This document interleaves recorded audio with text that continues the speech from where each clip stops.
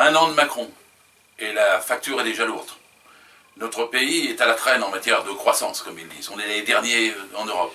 Sa politique économique et sociale est catastrophique. Le chômage a augmenté, 2,3 points de plus quand on prend toutes les catégories A, B, C, D et E, parce qu'il manipule les chiffres, mais le chômage augmente. D'ailleurs, toute sa politique est faite pour développer le chômage. Suppression des emplois aidés.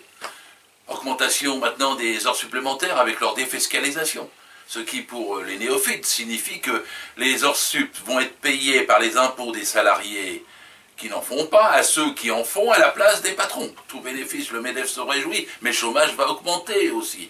Et comme il y a facilitation des licenciements, casse des prud'hommes, eh bien ceci permet d'augmenter la mise à mal du salariat. Bon, vous avez la dette, tout ça c'est pour paraît-il, payer la dette. Mais la dette explose, parce qu'il y a moins de rentrée fiscale, parce que c'est l'austérité, et l'austérité gèle tout. Elle gèle les hôpitaux, qui maintenant sont en situation d'alerte et de panique, parce qu'il n'y a pas de quoi faire face. Alors que la sécurité sociale, nous dit-on, aurait un excédent de 22 milliards. Qu'est-ce qu'ils vont en faire si c'est vrai ? Ils veulent l'utiliser pour la dette, au lieu de l'utiliser pour les hôpitaux, pour nos besoins sociaux.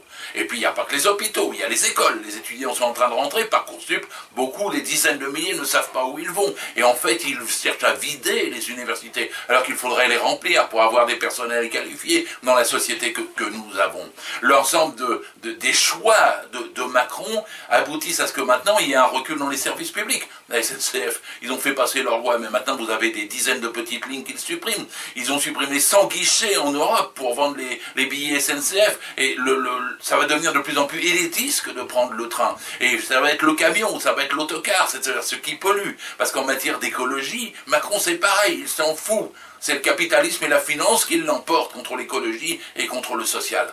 Et c'est pas fini, parce qu'il va y avoir la loi CAP 22, c'est-à-dire ce qui va démanteler la fonction publique. J'ai pas le temps d'en parler, mais allez voir mon blog www.philoge.net, c'est largement détaillé. Il va y avoir la loi PACTE, qui va changer les modalités et les rapports dans l'entreprise, c'est-à-dire faire encore de plus en plus des contrats commerciaux à la place des contrats de travail. Et puis vous allez avoir l'ensemble des lois de finances qui vont évidemment faire reculer la loi de financement de la sécurité sociale, puisqu'ils peu à peu ils assèchent les cotisations. Et si on achète les cotisations, on assèche la sécurité sociale. D'ailleurs c'est pour ça que cet été ils ont essayé d'amender la Constitution dans le sens de vider la sécurité sociale et de la remplacer par des termes creux de protection sociale. Mais ça signifie qu'après, ils se permettront de fusionner les budgets. Et si le budget de la sécurité sociale n'est pas en déficit, le budget de l'État fait 78% de la dette présumée, ils mélangeront les deux et ils pilleront de cette façon-là la sécurité sociale. C'est tout notre modèle social qui est en cause. Évidemment, pour l'instant, les gens sont tétanisés. Ils n'ont pas encore vu tous la nécessité de manifester, d'autant plus que les manifestations ne sont pas écoutées, elles sont réprimées. Il n'y a pas de débat, de dialogue avec les syndicats. Il fait tout d'en haut, cet homme. Il a ses bénalas économiques, ses bénalas antisociaux, ses bénalas anticonstitutionnels, et c'est la façon dont il règne, c'est avec une clique à l'Élysée, où l'ensemble du système jupitérien, ça pèse sur nous. C'est dangereux.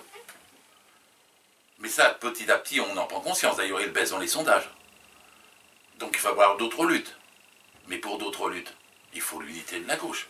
Parce que les gens se disent, mais qu'est-ce qu'il nous fait, c'est terrible, mais qu'est-ce qu'on peut faire en face?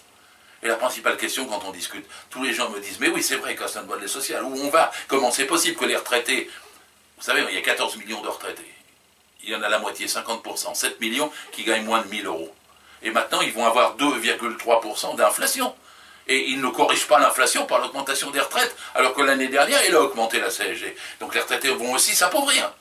Ah, les jeunes, les salariés, les retraités, il attaque tous ceux qui produisent des richesses, pour nourrir par contre tous les grandes entreprises qui pompent les richesses. Il faudrait faire l'inverse. Il faudra distribuer les richesses, relancer l'économie, empêcher le creusement des inégalités, permettre de redistribuer ainsi et de faire fonctionner. Le Portugal le fait un petit peu à son échelle, c'est les anti-Macron. C'est ce que nous voulons, c'est ce qu'il faut faire. Mais et qui va le faire? Parce que s'il n'y a pas des forces politiques réunies qui permettent de dire à gauche, voilà l'alternative, je dis bien à gauche, hein. Il y a deux camps, la droite et la gauche. Gauche contre droite. Salariat contre actionnariat. Il n'y a pas de compromis au milieu. Parce qu'il faut changer vraiment du point de vue social. On ne va pas, après Sarkozy, Hollande, Macron, avoir encore une variante du même genre. C'est le vice du système capitaliste qui est en cause. C'est le capitalisme qui empêchent et qui polluent la planète. Il faut pour sauver la planète, nous sauver du capitalisme. Il faut pour nous sauver du système Macron, il faut reconstruire du droit du travail, reconstruire de la sécurité sociale, reconstruire des solidarités, et non pas développer sans arrêt la compétitivité. Parce que la compétitivité dans le capitalisme, c'est la guerre. Ça finit toujours par la guerre. Et il y aura toujours des gens qui iront dans ce sens, dans le fondement, dans la suite de ce que dit Trump en ce moment. Donc c'est global. Alors, il faut répondre sur tous les plans. Unité syndicale, nous opposer, défendre les cotisations sociales, empêcher le transfert des cotisations à l'impôt l'année prochaine, empêcher le fait qu'ils vident les caisses sécu. Deuxièmement, ça c'est le rôle des syndicats ensemble, de masse, et toutes les associations et partis doivent soutenir. Deuxièmement, sur le plan politique, un débouché. Ça suffit que la gauche soit une mosaïque en ce moment.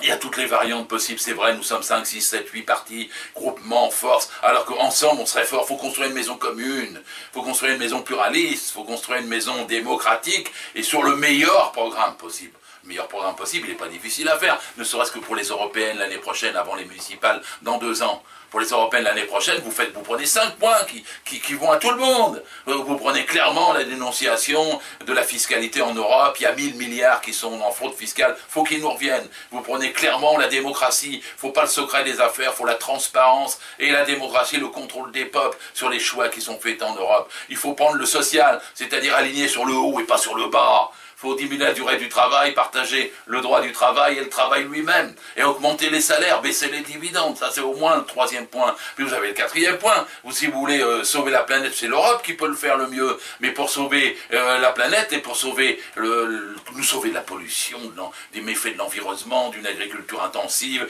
pour notre alimentation, pour tout ce qui est sauver la biodiversité, c'est pas le capitalisme qu'il faut le faire. Donc il faut bien que la force de gauche s'impose et se réimpose non seulement en France, mais en Europe. Et c'est pas Macron qui va le faire. Bon, ensuite, le dernier point, il faut une Europe accueillante aux migrants. Il faut être attentif et accueillant. Et puis, il ne faut pas être guerrier, il faut être pacifiste, il faut être pour le désarmement. Les 5 points sont faciles, donc on pourrait s'unir. Il n'y a pas besoin de l'unité de pensée, il faut l'unité d'action. C'est ce que nous proposons. Ces 5 points, ces 5 thèmes, ces 5 motifs pour mobiliser les électeurs, ils sont sur mon blog aussi. On les a, c'est un texte martyr pour que chacun, ensemble, Nouvelle Donne, les Verts, le Parti communiste, Génération, et nous-mêmes puissions discuter. Et ces 5 points, vous pouvez les lire. On les a envoyés à nos partenaires potentiels. Et ces 5 points, il faut que les discuter, il faut s'en emparer. Faut les améliorer, c'est possible ensemble. L'unité est une rencontre et un travail, une construction. C'est pas un ralliement, c'est pas une subordination, c'est pas du débauchage. Il faut avoir envie. Parce que quand on a envie, qu'on travaille et qu'on s'unit et qu'on a déjà soutenu les luttes sociales ensemble, alors il y a une dynamique. Et l'unité doit être cette dynamique, et pour ça, le choix des 5 points est vital. Lisez-les, amendez-les, participez avec nous à leur amélioration et au fait qu'ils puissent nous rassembler tous. La gauche démocratique et sociale n'est pas une chapelle de plus. Elle veut, d'ailleurs on va faire des rencontres le 13-14 octobre prochain pour l'unité de la gauche. Ceux qui veulent participer, se battent avec nous pour l'unité de la gauche, nous les invitons à Tours. À Tours, c'est un symbole.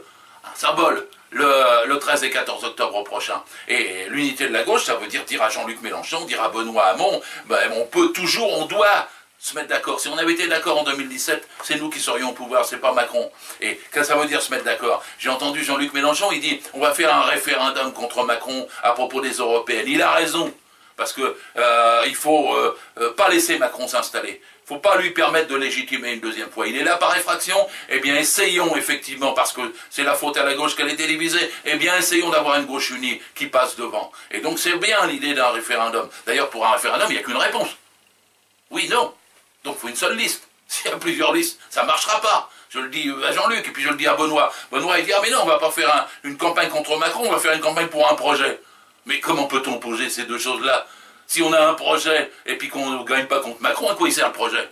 Donc il faut un projet pour vaincre Macron, et il faut un référendum pour qu'on soit unis sur une seule réponse face à lui. Donc une plateforme que nous proposons en 5 points à toutes les organisations de gauche, elle est possible.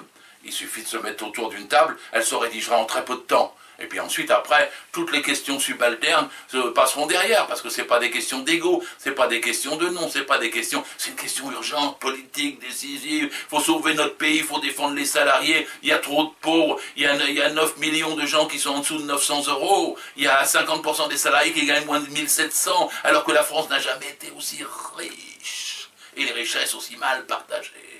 Donc voilà l'enjeu en cette rentrée. Deuxième chose, nous préparer pour les élections prochaines. Je sais, l'élection européenne, c'est pas là qu'on va changer l'Europe, ni changer la France, mais il est important d'avoir de députés, parce qu'on peut parfois empêcher des directives tout à fait scélérates en Europe. Ça a été fait en 2008, quand ils ont voulu passer de la durée maximale du travail de 48 heures à 65 heures. Ça, le Parlement a voté contre. Donc on peut empêcher des choses. Et puis la deuxième chose, c'est qu'il y a un enjeu en France, parce que si la gauche se repart en selle unie, eh ben c'est bon pour les municipales après, c'est bon pour toutes les élections suivantes. Donc il y aura une combinaison entre les luttes sociales et puis les luttes électorales, entre le social et le politique. C'est ce que nous voulons. Alors comment vous dire, écoutez un peu, il faut s'engager. Il faut adhérer, il faut cotiser où vous voulez. Et puis là où vous voulez, parce que à la gauche démocratique et sociale, on est pour la double appartenance, et là où vous voulez, militer pour l'unité. Et aidez-nous, c'est notre combat, c'est pas un combat de chapelle, nous, c'est même pas un combat de chef, c'est un combat d'unité du salariat. Le salariat, c'est 90% des actifs, c'est ceux qui produisent des richesses et qui n'en reçoivent pas la part qu'ils méritent. Ils ont tous intérêt à lutter contre Macron. Donc en vérité, on est potentiellement majoritaire dans ce pays. Et si ça ne se voit pas, c'est parce que justement, il y a tous ces groupes et qu'on est une mosaïque. Je reviens de l'université d'été du PCF, où ils sont aussi pour une liste européenne. J'ai vu que Benoît Hamon était pour une liste unie européenne. Et j'ai vu que Jean-Luc Mélenchon faisait des gestes pour élargir. C'est le climat, saisissons ça. On devrait pouvoir le faire et se rencontrer en ce sens. En tout cas, voilà ce que nous proposons, et nous proposons avec force et inquiétude. Parce qu'il y a grand danger. On n'est pas dans une situation ordinaire. C'est pas les rentrées. Macron, c'est pas ordinaire. C'est Thatcher. Et parfois, on ne sait pas ce que c'est Thatcher. Mais elle a mis mal la Grande-Bretagne jusqu'à aujourd'hui. La pauvreté, la casse de tout ce qu'il y avait de social, c'est elle et Macron, c'est le même but. Et derrière le CAC 40, le MEDEF, les banques, c'est le même but. Et c'est pour ça qu'ils le soutiennent encore, et que les médias, malgré l'affaire Benalla, vont faire ce qui est nécessaire pour essayer de le remettre en selle. À nous de nous mettre en selle en face de lui. À nous d'être en position de combattre, à nous d'être unis à gauche dans notre camp, ensemble. Les différences que nous avons existent, nous sommes pluriels, nous avons un débat d'idées, nous sommes passionnés. Mais c'est pas ça qui empêche de se mettre d'accord pour marcher, frapper ensemble sur les points essentiels. Et c'est ça qu'est la gravité et la force pour la rentrée que nous vivons.